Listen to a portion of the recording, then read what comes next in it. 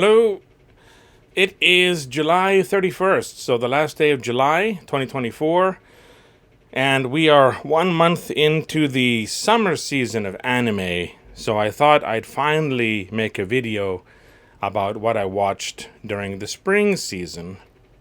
Of course, Mushoku Tensei, Jobless Reincarnation, Season 2, Part 2. It's always good. I always like it. The characterization, the anime quality, the animation quality, the use of music. When there is action, when there is fighting, when there is combat, it's top notch. So I'll always watch Mushoku Tensei. Konosuba, God's Blessing on This Wonderful World, Season 3, brilliant. Tons of laughs, sometimes very moving. And the animation is also top notch. Great songs, that's a keeper every time. Delicious in Dungeon finished up their first season, and it started off very simple and very episodic, and then built into this ongoing arc, and it finished on a cliffhanger, and there will be a season 2. It is a Netflix series, so Netflix is going to do a season 2, and I really grew to like that one. So those three, Delicious in Dungeon, carried over from the winter season. So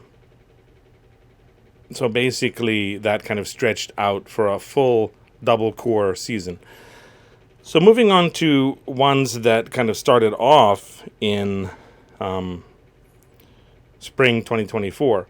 One anime was called A Condition Called Love.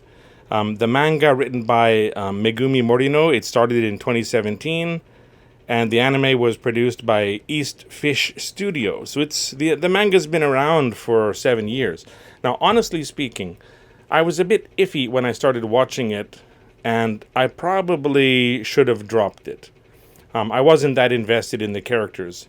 The main female lead wasn't really socially awkward. It was just her first time being in love, or potentially being in love. And in elementary school, I guess, a girl liked a guy, but the guy liked her. So her friend felt betrayed and chopped off the main female lead's hair.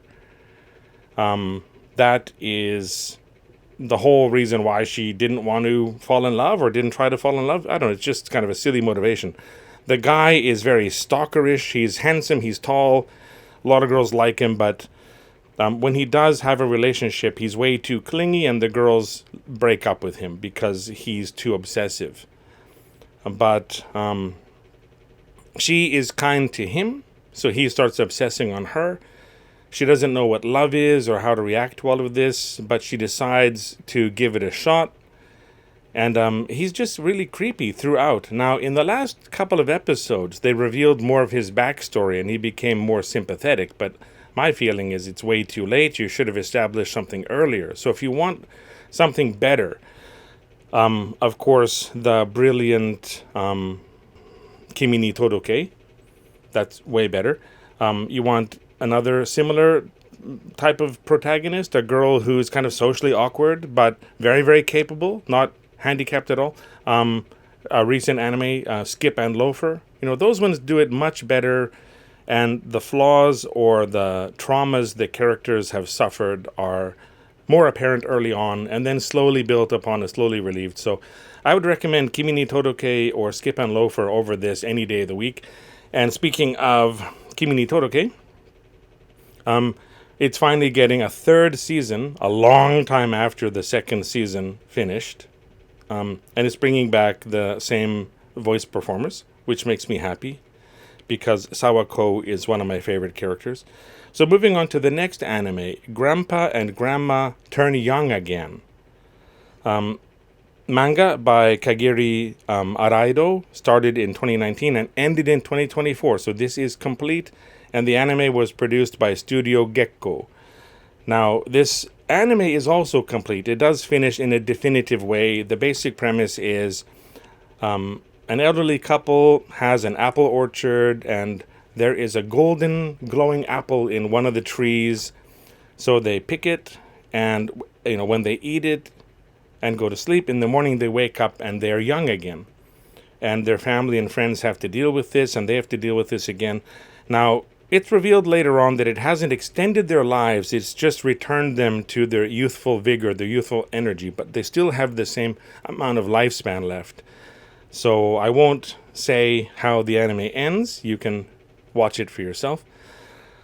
But I found the start very interesting, the middle very same-ish, because we've seen this already. We've seen people being surprised or themselves being surprised by their youthfulness.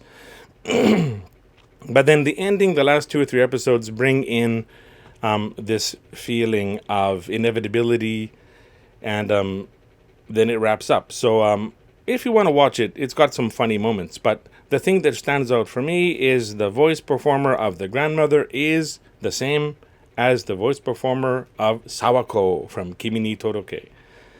So it's like my little appetizer of her before season 3 of Kimi ni Toroke starts again. So A Condition Called Love, I don't recommend it. Grandma and Grandpa Jin Young again, it's light. If you want something to watch, give it a shot. I don't really recommend it, but it's I think it's got some parts that make it worth watching. So the next one, A Salad Bowl of Eccentrics. The manga by Yomi Hirasaka started in 2022, and the anime produced by Synergy SP and Studio Comet. It is just a bunch of eccentrics. There is a princess with magical powers from another world, and her bodyguard, this female soldier. They wind up in our Earth, but they're separated. The female soldier becomes homeless, and then she tries to make her own way. The young princess with magical abilities is taken in by a private investigator and becomes kind of a surrogate daughter for her. Sometimes it's a bit naughty, but not really raunchy. It keeps the fan service well under control. And it's just quirky and odd. So I got quite a few laughs out of it, and I was surprised by where they went with some of the storylines. It was a fun watch. If there's nothing else you want to watch, A Salad Bowl of Eccentrics might be worth your time. Moving on, Astro Note. This is an anime original. There is no manga. Produced by Studio. The studio is Telecom Animation Film. What I liked about this, especially at the beginning, was the retro 80s / early 90s style animation, the feel of it, including the opening song, the closing song. There is definitely some love toward that era of anime, on the side of the creators of this. In some ways, it's a very ordinary story. A space princess is living on Earth. She's looking for some item. She's taken over a lodge, which is relatively cheap and offers free meals, especially free breakfasts. A jobless chef applies there and starts working there, and he gets, he gets free room and board, and he's such a great cook. Everyone's happy to have him. And most of the side characters get some development. There is an interesting side plot where a young boy wants to wear a skirt, and it's finally agreed that he can do that as long as he wears it around the house and not when he goes out. And some people's comments in the discussion forum for this anime were criticizing it for being woke or too inclusive of trans themes or those things. But it's a young boy who wants to wear a skirt. It's nothing about his gender identity, his gender expression, his gender preference. It's more about fashion. And I know some kids who would wear their sister's clothes, some kids who wanted their hair to be long and have ribbons or hair clips in it because their sisters did. And I don't see the problem. As they grow older, they might shift towards other kind of fashion, but why are some things unisex or women only? There's very little that is men's only regarding fashion. Women can wear everything, and women can wear what's designed for women, but men are not supposed to wear what's labeled as women's clothing. And I know socially there are some some things that people look at and decide this is inappropriate or this is wrong or this is unacceptable, but it seems a little bit arbitrary to me. And I do generally think that these days everything is unisex or women's only. There's very little that's just for men. And I saw it and I thought, great, he has some curiosity. He wants to wear a skirt. He gets allowed to wear a skirt. And then around him, nobody really reacts badly to it. So that's just an example of one of the characters getting some development in this anime. So Astronaut, it ends with mecha and space battles. It's very retro. It's got some interesting character development. And if you like, 80s or early 90s anime, you might enjoy seeing this because visually it's a throwback to that era. So Astronaut, yeah, give it a look. The next one, An Archdemon's Dilemma, How to Love Your Elf Bride. Manga by Fuminori Teshima, started in 2018, still ongoing.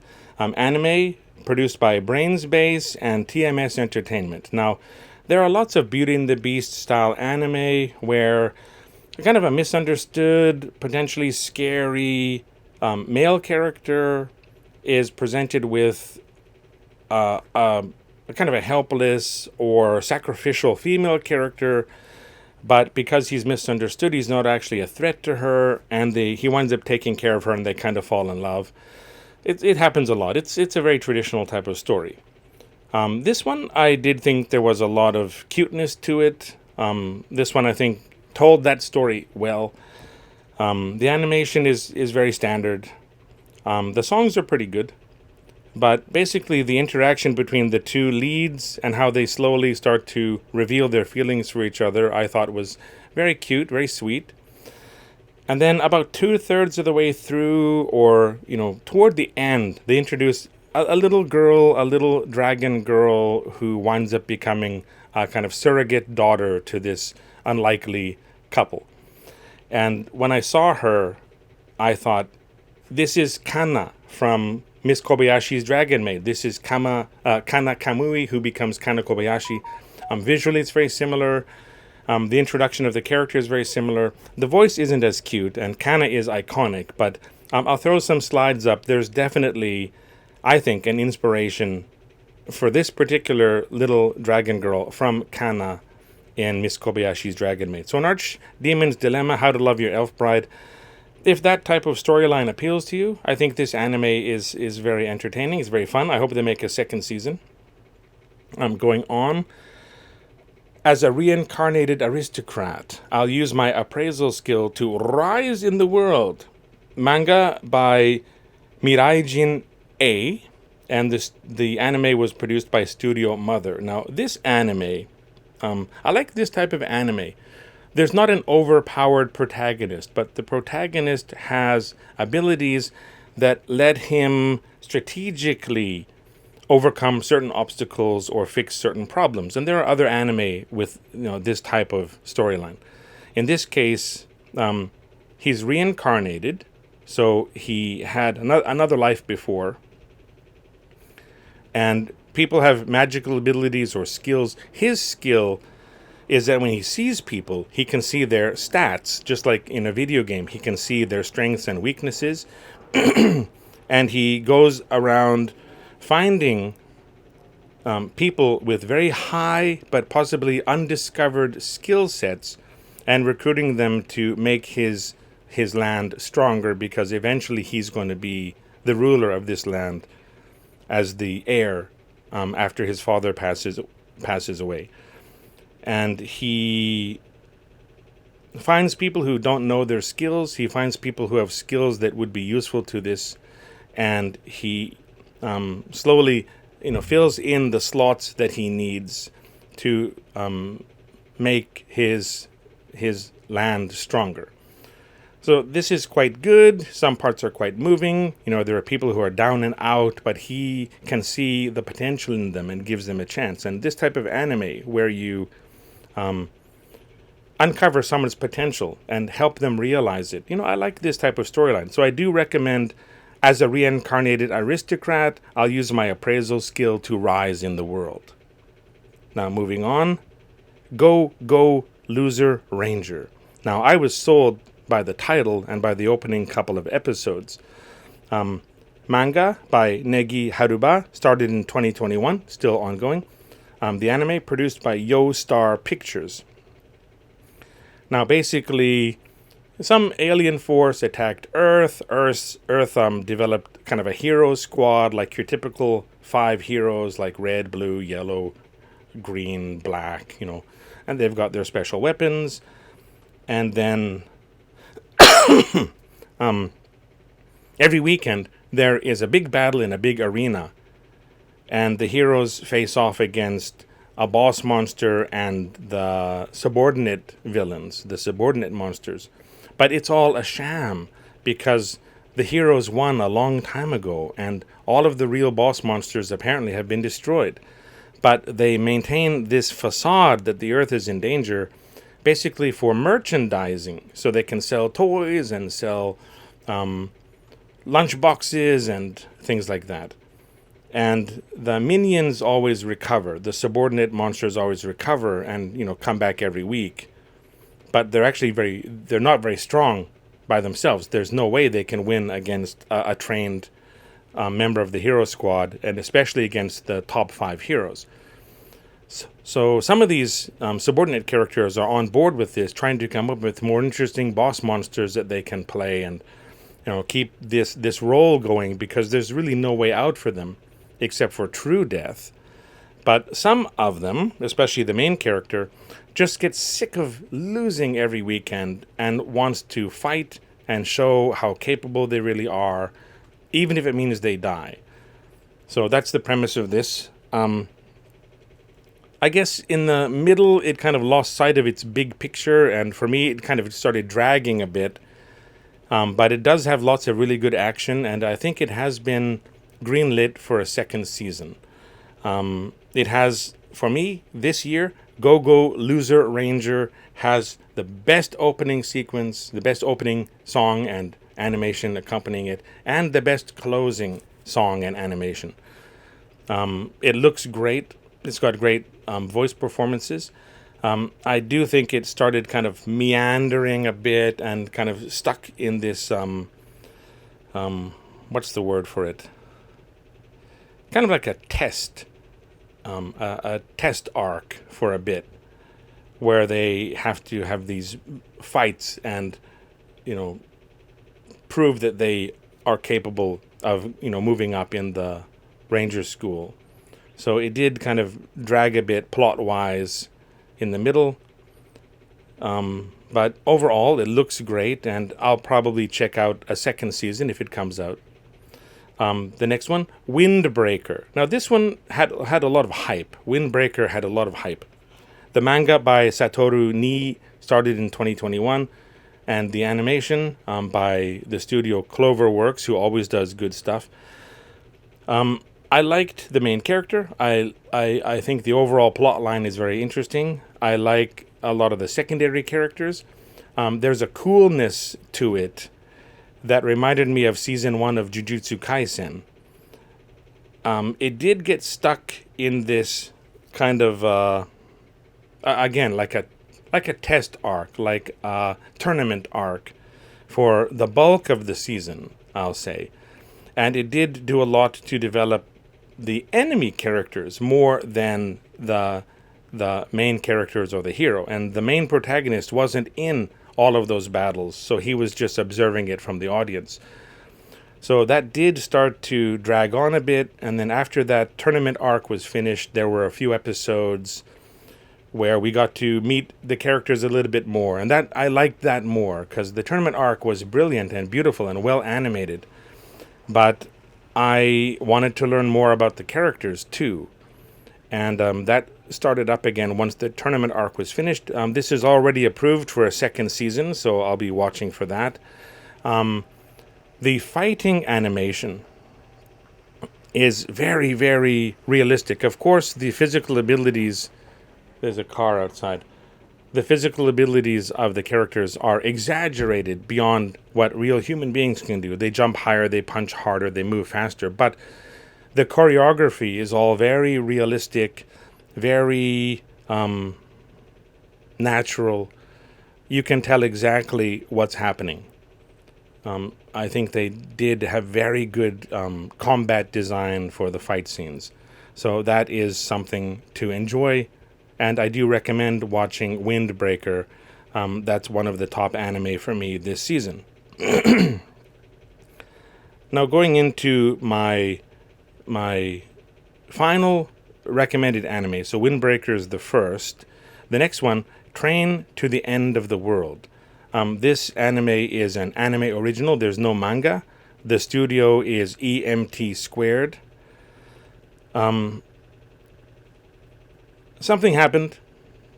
The whole world changed and became very surreal in different areas, which are designated by different stops on a train line.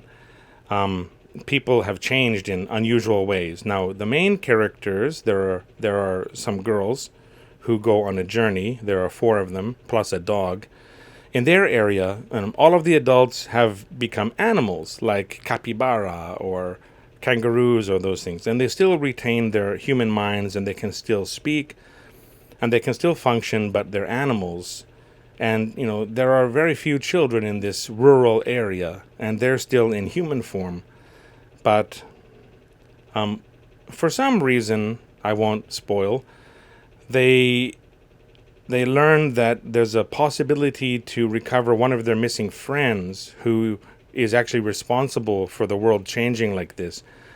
And they learn how to operate a train, and they take it on this train line, and they go into Tokyo to where she was last seen. So it's a bit, Kino's Journey. It's a bit Alice in Wonderland. It's a bit Wizard of Oz. As they go to different train stops, they find the strangeness in those train stops. Distances between places have expanded. There are more moons in the sky than before. It's all very surreal, very dreamlike. So, especially for the originality and creativity, I think this is one of the ones I enjoyed a lot. Visually, it's gorgeous. The animation is very, very good. The voice acting, of course, is great. It's got a nice opening song, nice closing song. And, I couldn't really predict what was going to happen, week after week after week. So, if you want something trippy and surreal and weird, I recommend Train to the End of the World. That was a good one. Now, the next one was one that I really, really enjoyed. Tonari no Yokai-san. Now, the manga is written by Noho, and it says that it was from 2018 to 2022, so the manga might already be finished. And the anime was produced by Leiden Films. So basically, this is a world like ours, except that creatures from Japanese folklore exist alongside normal humans, and no one thinks anything of it. This is just the normal world. So there are very traditional Japanese monsters. I'll just say yokai. There are types of tengu. There are kappa. There are other things that have taken on a spiritual form. There's a car that became alive because in some parts of Japanese traditional culture and some aspects of, I guess, Shinto religion, it's possible for items to become alive and get imbued with a spirit. A lot of characters have their own storylines. If I want to compare it to something, I'd say the vibe is a bit like this old American comedy drama called Northern Exposure. If you've ever seen that, that is the feeling I get from this anime. It's set in a small rural community where everyone knows everyone else. And it's just slice of life, just the day-to-day activities of people living in a world where humans and traditional creatures from folklore coexist together. And a lot of it was very, very moving. So I really, really recommend Tonari no Yokai-san. So that's Windbreaker, Train to the End of the World, and Tonari no Yokai-san. Now, going on to the next one, The Many Sides of Voice Actor Radio. The manga by Ko Nigatsu, and it started in 2020. I guess it's not finished. And produced by Studio Connect. And this one has 2 female protagonists.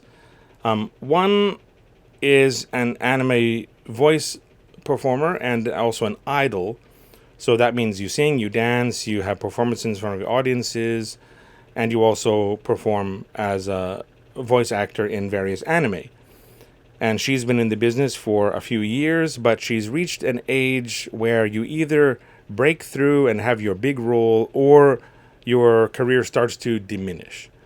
And she's in high school. So it is something that happens after about 3 years in the business. If you haven't made it big, you probably won't make it big.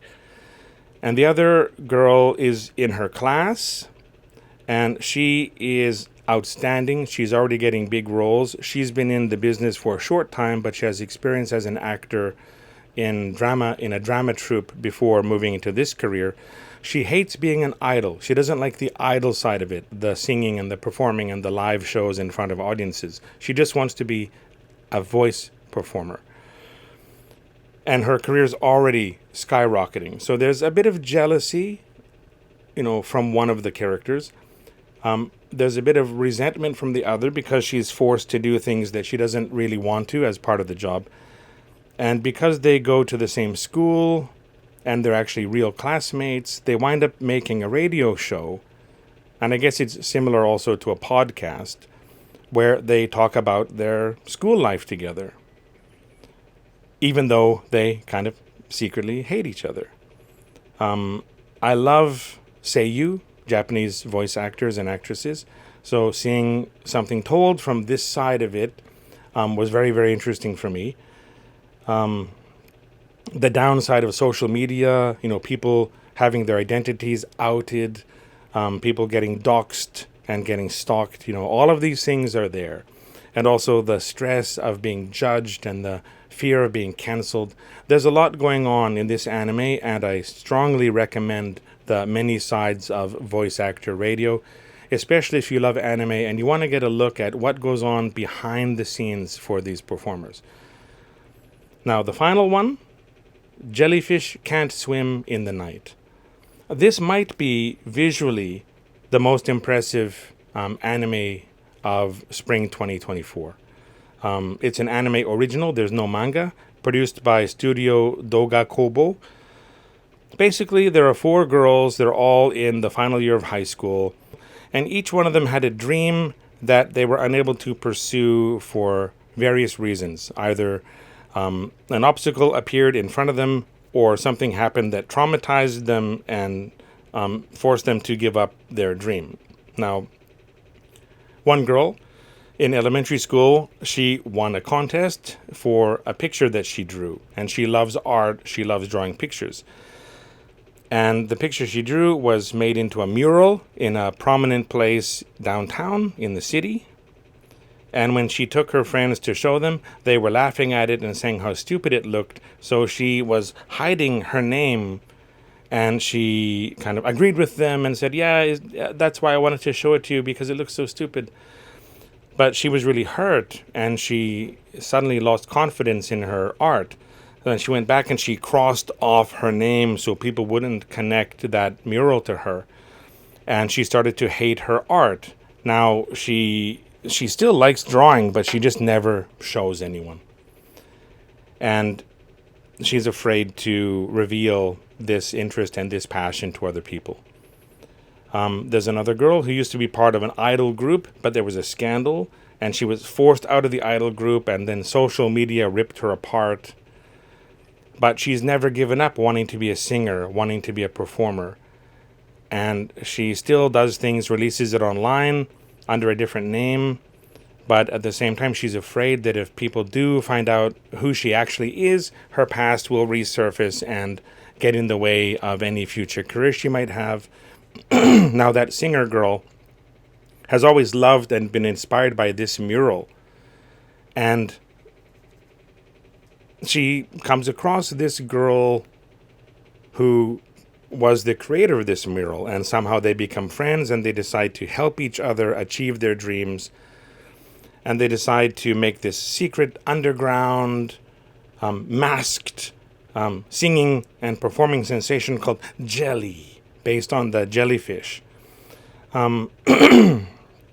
The former idol singer has a very hardcore fan who's never given up on her, and the fan recognized them from a video that went slightly viral from a Halloween street performance and manages to track them down. And she is a very trained musician and composer, and she's been writing music that she hopes her idol will put words to and perform. And she becomes the third member of their group. And her problem is, I think she's a foreigner, or maybe she's half Japanese. People made fun of her hair color and her name, so she started hiding those aspects of herself. But when she met her favorite idol at this handshake meet and greet, this singer was so kind to her, so supportive of her, that she instantly became her number one fan and followed her career, even after she was forced out of her idol group. And she's very shy by herself, but very, very talented, and she really wants to support this girl who gave her so much confidence and helped her slowly kind of turn her life around. And she's great at music, but she hated it. She hated being forced to practice and forced to play music until she met this idol. And then she had a new goal, to make music that the idol would be able to put words to and perform. Now, the final member, the fourth member, is the artist's old friend from elementary school. And after elementary school, they went to different junior high schools.